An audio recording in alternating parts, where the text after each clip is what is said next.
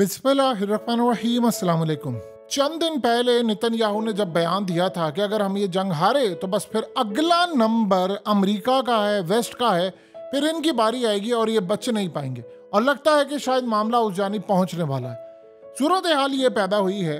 ये आपकी स्क्रीन पर ये जो शख्स आ रहा है, ये असल में आर्मी चीफ के साथ इसकी तस्वीर है और ये बहुत ही काबिल ऑफिसर था। यानी आप ये समझ लीजिए कि फौज के लिए जो काबिल तरीन ऑफिसर्स होते हैं, कमांडोज होते हैं, ये उनमें से एक था।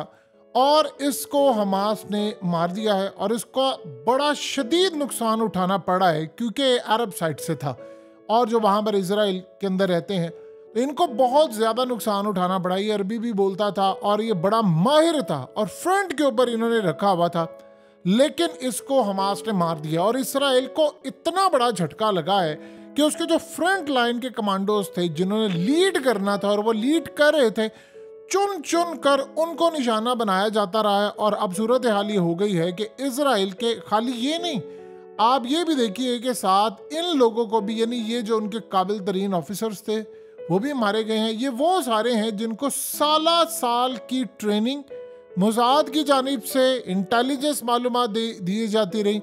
ये सारी की सारी सूरत हाल इतनी ज़्यादा इनके लिए अहम थी कि इनका ख्याल था कि कल कोई जितने फ्रंट पर हैं इनमें से कोई आर्मी चीफ बनेगा, कोई कमांडर बनेगा, कोई बाद में मोसाद का चीफ बन जाएगा, कोई बाद में रिटायर होकर हो सकता है सियासत में आ जाए, कुछ आ जाए।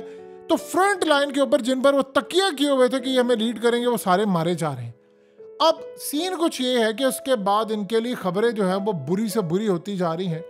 देखिए, ईरान ने काम ये किया है कि आयतुल्ला खामनेई वो गए हैं और उन्होंने जाकर एरोस्पेस का दौरा किया। वो दौरा नहीं था, वो असल में इजराइल को पैगाम था। आप तस्वीर देखिए, पीछे ड्रोन के ऊपर लिखा हुआ है गजा। ये सबसे अहम बात है। ये गजा ड्रोन उन्होंने पैगाम दिया है कि हम गजा के अंदर भेजेंगे। अगर इसराइल की फोर्सेस वहां पर कामयाब या बहुत ज्यादा तबाही नहीं रोकती तो फिर ही हम ड्रोन वहां पर भेजेंगे जो जाकर इसराइल की फोर्सेस का मुकाबला करेगा। और मकसद ही हमने इसका रखा और इसका नाम भी हमने गजा रखा है और ये गजा जाकर इसराइलियों पर फट जाएगा। अभी तो सूरत हाल ये है कि वहां पर वो कह रहे हैं कि जी हम इस वक्त कामयाबी हासिल कर रहे हैं, यानी इसराइल की फौज को बहुत ज्यादा मार पड़ रही है। लेकिन लेटर ऑन वो कह रहे हैं कि हालात बिल्कुल ही अक्सर बदलने वाले हैं। और यहाँ उन्होंने एक बड़ी अजीबोगरीब चीज़ दिखाई और ये फतेह 2 मिसाइल, आपने फतेह 1 मिसाइल तो देखा होगा, ये फतेह 2 मिसाइल है जो कि हाइपरसोनिक वो क्लेम करते हैं। और उनके बकौल जब ये मिसाइल हिट होगा तो इजराइल क्या अमेरिका का कोई डिफेंस सिस्टम इसको रोक नहीं पाएगा। हम अगर यरूशलेम में मारे या हम तेल अवीव में मारे, इलात में मारे, जहां पे हम मारेंगे वहां पर सिर्फ और सिर्फ तबाही होगी और इसकी जो तकलीफ है और जो हीट होगी वो कम से कम इजराइल सारी जिंदगी याद रखेगा। अब ये चीज़ें आज हुई क्या है कि ईरान को ये तमाम तस्वीर और ये डाटा और ये चीज़ें जारी करनी पड़ी हैं। उसके पीछे एक स्टेटमेंट है, वो स्टेटमेंट दी है हौसियों ने। उनकी फौज के तर्जुमान की जानिब से बात की गई है कि हम आपको वार्निंग जारी कर रहे हैं तमाम लोगों को और उनको कह रहे हैं कि हम लोग इजराइल के जो शिप्स हैं उनको निशाना बनाने जा रहे हैं, मिसाइल मारने जा रहे हैं। ये तमाम के तमाम हम काम करने जा रहे हैं क्योंकि इन्होंने वहाँ पर पानी बंद किया, फ्यूल नहीं जाने दी, एड नहीं जाने दी। अब हम इजराइल के अंदर एक दाना भी नहीं जाने देंगे जो इंटरनेशनल वाटर से यानी हमारी साइड से जाएगा। अब वो कह रहे हैं कि हम निशाना बनाने जा रहे हैं और निशाना बनाएंगे इसराइल के शिप्स को, जिन शिप्स को ओन करती हैं इसराइल की कंपनीज, चाहे वो किसी भी मुल्क के लिए ऑपरेट हो रहे हैं। अगर वो शिप्स जो हैं वो इसराइल की कंपनीज के हैं तो फिर हमें कोई परवाह नहीं है कि चाहे वो मुस्लिम कंट्री इस्तेमाल कर रही हो, नॉन मुस्लिम कर रही हो, फलाना कर रही हो, हम उसको हिट करने जा रहे हैं। तो बेहतर ये है कि आप लोग गिव अप करके पीछे हट जाएं। और सबसे बढ़कर फिर उन्होंने कहा है कि तमाम कंट्रीज और तमाम लोगों को हम वार्निंग जारी कर रहे हैं कि अपने तमाम सिटीजन्स, जो मिसाल के तौर पे जो शिप होते हैं उनकी कंपनीज में, यानी अगर मिसाल के तौर पे इसराइल की कंपनी है उसके शिप हैं, उसमें जाहिर सी बात है इसराइली तो नहीं है, उसमें दुनिया के अंदर से पूरे वर्ल्ड से लोग काम करते हैं, इंजीनियर्स हैं, इंडियंस हैं, हो सकता है पाकिस्तानी भी हो सकता है, मुस्लिम हो, यूरोपियंस हो, सारी दुनिया के लोग होते हैं, वो काम करते हैं। जाहिर सी बात है उनका तो नहीं उसके साथ लेना देना। इन्होंने कहा है कि हम उनको वार्न करने जा रहे हैं कि तमाम के तमाम जो लोग हैं वो अपने सिटीजन्स को इन शिप के अंदर जो काम करे वो वापस बुला लें, क्योंकि हमने मारना है, हमारा आपसे लड़ाई झगड़ा नहीं है, लड़ाई हमारी इसराइल से है। तो बेहतर ये है कि आप निकाल लें, हमने इन सब को निशाना बनाना है, बाद में आप ना कहिएगा कि हमारे बंदे मारे गए, क्योंकि गजा के अंदर अगर उन्होंने एड और ये चीज़ें रोक ली हैं तो हमने फिर कोई चीज़ इनको सलामत नहीं रहने देनी। देखिए ये बहुत बड़ी बात है और इससे इसराइल का जितना बिजनेस मुतासिर होगा उसका हम अंदाज़ा नहीं लगा सकते, लेकिन जो खौफ होगा जाहिर सी बात है, सब जानते हैं कि यमन की जानिब से जब वो मिसाइल दाग रहे होते हैं तो वो किसी को नहीं देखते। अभी उन्होंने हालिया इलाहात के ऊपर मिसाइल दागे हैं, ड्रोन्स मारे हैं और कई जगहों पर जाकर इतनी बुरी तरह हिट किए हैं कि वहां पर चीखने चिल्लाने और तबाही का जो माहौल था वो सामने आया। अब इस सारी सूरत हाल के अंदर उन्होंने कहा जी तमाम शिप्स को हमने कह दिया है कि जो आपकी शिप है वो इसराइल के शिप से दूर रहें, क्योंकि जब उन पर मिसाइल दागे जाएंगे ये ना हो कि उनके करीब दूसरे हों। समटाइम ऐसा भी होता है, आप मिसाइल दागते हैं तो आगे पीछे होता है। उन्होंने कहा जी शिप से डिस्टेंस रखें तो फिर हम जिम्मेदार नहीं होंगे।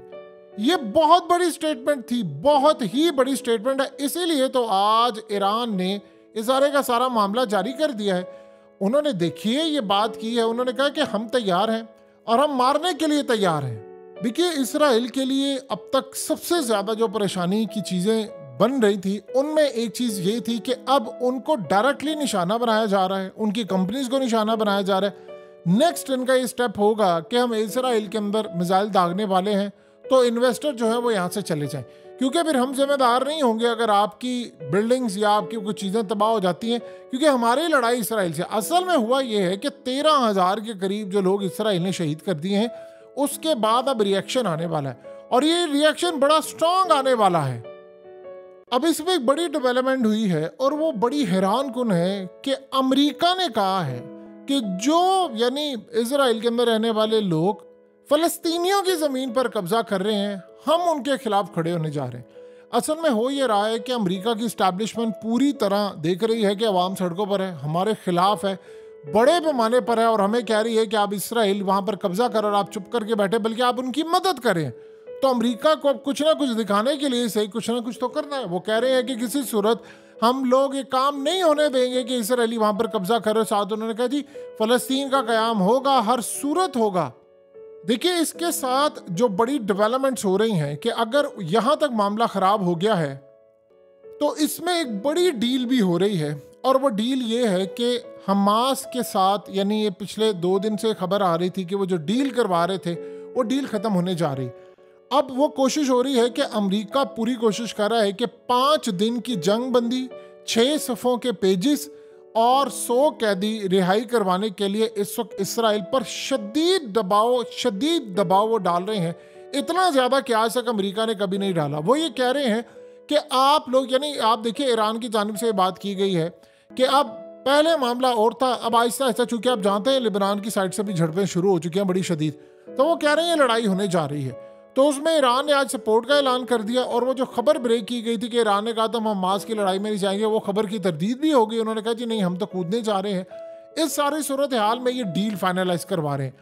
अगर ये डील फाइनलाइज हो जाती है, जो कि 2 दफ़ा फाइनलाइज होते होते टूट गई थी, तो आप ये समझे कि अगर 5 दिन की जंग बंदी हो जाती है तो आधी जंग तो इसराइल हार गया है, क्योंकि उसने 5 दिन के लिए सरेंडर किया। जाहिर सी बात है जब आप अपने कैदी रिहा नहीं करवा पाएंगे, जब आप, अब सबसे बड़ा मामला ये था कि अल शिफा हॉस्पिटल्स के अंदर इनको किसी ने टिप दी थी कि यहाँ पर ये लोग हैं, आप जाएं और यहाँ पर जाकर करें, आपको आपके कैदी मिलेंगे। इन्होंने ऐलान भी किया कि जी यहाँ पर बड़ा कुछ है। वहाँ पर गए तो 2 नंबर वीडियोस बना दी इन्होंने कि जी देखिए नीचे ये है वो है। वो सारा कुछ इनका बिल्कुल बैकफायर कर गया। अब हुआ ये है कि ना कैदी मिल रहे हैं, अवाम इतनी बड़ी तादाद में इसराइल के खिलाफ सड़कों पर है, इतनी ज़्यादा बड़ी तादाद में, और वो कह रहे हैं कि आप जाएं, हमास से डील फाइनलाइज करें, उनके साथ मामला तय करें, बैठे, माफ़ी मांगनी पड़े वो करें, जो करें, अपने कैदी लेकर आए। अब आप सोचिए इसराइल अभी तक कह रहा था नहीं 43 दिन हो गए हैं, हम ये काम नहीं करेंगे, हम ऐसे लड़ेंगे वैसे लड़ेंगे। अब जब वो ईरान की जानिब से भी मिसाइल दिखाए जा रहे हैं, अब वो लिबनान भी खड़ा हो गया है। और सबसे बढ़कर जो प्रॉब्लम है, इसराइल ने अब तक जितने स्ट्राइक किए उसमें उसने अपने बंदे मार दिए हैं, जो सबसे बड़ी बात है। तो अपने बंदे उन्होंने मारे हैं, तो इसराइल के अंदर मजीद उनके लिए नफरत पैदा हो रही है। अब ये जो डील हो जाती है और अमेरिका इसको करवा देता है, तो याद रखिएगा अगर एक डील होगी तो फिर बाकी ममालिक प्रेशर डालेंगे कि आप मजीद इसको एक्सटेंड करें। चले अब 5 दिन का है, इसको 15 दिन मजीद कर ले। तो 15 दिन में अगर आपने डील इसकी फाइनलाइज करवा ली और आपने 15 दिन जंगबंदी कर ली, तो इसराइल के लिए तो बहुत बड़ी मौत है, क्योंकि वो ये समझ रहे थे कि जंगबंदी हमारे लिए बिल्कुल नाकामी है। देखिए, इन्वेस्टर को टाइम मिलेगा चीज़ें निकालने के लिए, लोगों को बाहर निकलने के लिए। मिसाल के तौर पर 5 दिन की जंगबंदी होती है, तो जाहिर सी बात है इसराइल के अंदर जो लोग हैं वो बोरिया बिस्तरा उठाएंगे, वो तो निकलेंगे।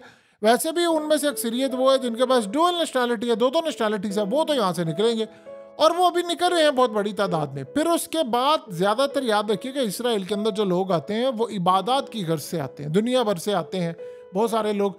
फिर उन्होंने चाहे इसराइल की नेशनैलिटीज़ भी ली हो, सारा कुछ किया हो, यहाँ से वो निकलते हैं, निकल के वो बाहर जाते हैं। अब अगर ये जंगबंदी होती है तो बहुत सारी चीज़ें समेटने का मौका मिलेगा। फिर ये 5 नहीं, कम से कम इसको 15 दिन ज़रूर आगे तक वो लेकर जाएंगे।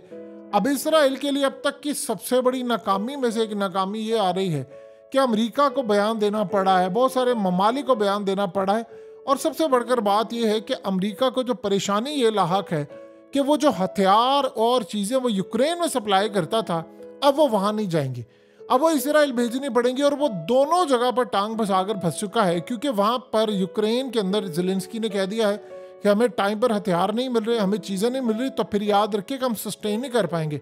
ये ना हो पूरे का पूरा यूक्रेन हमारे हाथ से निकल जाए और हम हाथ मलते रह गए। अगर ये मामला हो गया तो बस फिर आप ये समझ लीजिएगा कि ये बहुत बड़ी सूरत हाल होगी और ये बहुत बड़ा सेटबैक होगा, क्योंकि अमेरिका, पूरा यूरोप, और ये क्योंकि पुतिन ने तो काम ये करना है, लेट से अगर उसने यूक्रेन को फतह कर लिया तो उसने तो सीधा काम ये करना है कि वो जाकर उसने यूरोप को कहना है डील फाइनलाइज करो मेरे साथ, मैं तुम्हें कुछ नहीं कहूँगा, बैठकर बातचीत करते हैं और इस मसले को हल करते हैं। अब हथियार अगर उधर नहीं जा रहे तो वो फिर इसराइल आएंगे, तो अगर इसराइल जाएंगे तो यहाँ पर तो ऑलरेडी महाज इतना ज़्यादा ख़राब है। तो अमेरिका को परेशानी लाहक है कि उसने असल में अमेरिका प्रेशर क्या डाला है इसराइल पर। वो ये चाह रहे इसराइल को कह रहा है कि अगर वो हथियार जो हम यूक्रेन देते थे वो इधर आना शुरू हो जाएंगे तो वहाँ पर हम क्या करेंगे। फिर अमेरिका की ताकत इतनी नीचे चली जाएगी, वो कह रहे हैं कि साउथ चाइना सी के अंदर हम चाइना को कंटेन नहीं कर पाएंगे। और फिर चाइना, और अगर यानी मिसाल के तौर पर ये वर्ल्ड कप का इंतजार हो रहा है, बिल्कुल ये खत्म हो जाए, उसके बाद आप देखिएगा इंडिया पाकिस्तान के साथ हो जाएगा।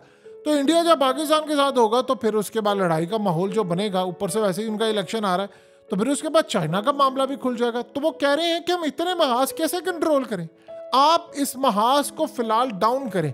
असल में देखिए बहुत सारे मामला में ये था, अब तक तो अमेरिका इनको समझाता आ रहा है और इनके लोग मारे जा रहे हैं, इनके बंदे मारे जा रहे हैं बहुत बड़ी तादाद में। अभी तक इनको हर कोई यही बात समझा रहा था कि आप काम डाउन हो जाए, आप चीज़ों को मैनेज करें और अभी ये जंग ना छेड़े। वो इसराइल वो नहीं, हमारे तो जी खूनी चांद लग चुके हैं, हमारी जो पेशन गोइयों का वो टाइम है वो तो पूरा होने वाला है, हमारी बैक पर जो खड़े थे वो जी सारा कुछ हो रहा है, फलाना हो रहा है, अब हम पीछे नहीं हट सकते। तो सोचिए ज़रा कि जब इस तरह के मामलात होंगे तो इसराइल तो फंसेगा। लेकिन एक बात ज़हन में रखिएगा, यहाँ जो एक चीज़ बड़ी परेशान कुन है, जिसका हकीकत टीवी बार बार आपको कह रहा है कि देखिए ग्राउंड पर अगर तो हम बिल्कुल बाइस होकर भी नहीं कि नहीं जी कोई मुसलमान है, ज़रा हम एनालिसिस करें तो इसराइल ग्राउंड के ऊपर बड़ी कुट खा रहा है, मार पड़ी है उसको। तो इस सारी सूरत हाल में अगर यूरोप प्रेशर दे रहा है, इसराइल के अंदर से प्रेशर आ रहा है, तो फिर व्हाट नेक्स्ट क्या होगा। इसराइल यहाँ पर अपनी बदनामी तो मोल नहीं ले सकता। प्रॉब्लम और एक परेशानी है और जो बड़ी खतरनाक है कि इसराइल कोई एटम बम ना मार दे, जो असल में वो कर सकता है। अगर कोई ये समझ रहा है कि जो नहीं कर सकता, देखिए इस दफ़ा की जो जिल्लत है वो सारी 75 साल तारीख की इसराइल की जो ताकत बनी हुई थी ग्राउंड के ऊपर, हमारी फोर्सेस जी ऐसे हैं वैसे, वो सारा खुलकर आ गया। अगर यहाँ से जंगबंदी होती है, सेटबैक लगता है, तो वो उनके लिए अब तक का सबसे बड़ा सेटबैक बन सकता है। तो ये सूरत हाल इसराइल के लिए परेशान कुन है और ये वर्ल्ड के लिए भी है, क्योंकि यहाँ पर इसराइल शिकस्त खाकर, आपको क्या लगता है कि आज अगर इसराइल यहाँ पर जंगबंदी करके ख़त्म करता है तो कल को पीछे हटेगा, यानी वो कहेगा कि मैं दोबारा अगले 2-4 साल वेट करूँ? सवाल ही पैदा नहीं होता। उतनी देर के अंदर तो रशिया, चाइना, ईरान हमास को इतना मजबूत कर देंगे, इतना मजबूत कर देंगे कि उसको परेशानी है कि अभी तो सप्लाई आ नहीं रही, बाद में इनकी सप्लाई आना शुरू हो जाएगी, मुलाकातें हो जाएंगी। क्योंकि इस वक्त इसराइल के बारे में तो आप सोचिए मामला जिस तरह से भी है, यूक्रेन का मामला भी अलग कर दे तो रशिया ने कहा है कि जो हमास पे हमला किया है वो हम अपनी किताबों में अपने फौजी अकेडमी में पढ़ाएंगे कि इतनी जबरदस्त स्ट्रेटजी से किया था कि इजराइल मैनेज नहीं कर पाया। तो ये तो उनके लिए परेशानी है।